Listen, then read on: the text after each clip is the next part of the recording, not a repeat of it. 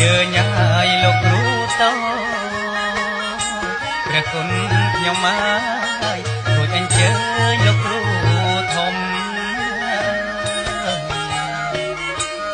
សូមអញ្ជើញឲ្យលោកគ្រូតព្រះគុណខ្ញុំហើយរួចអញ្ជើញលោកគ្រូធំ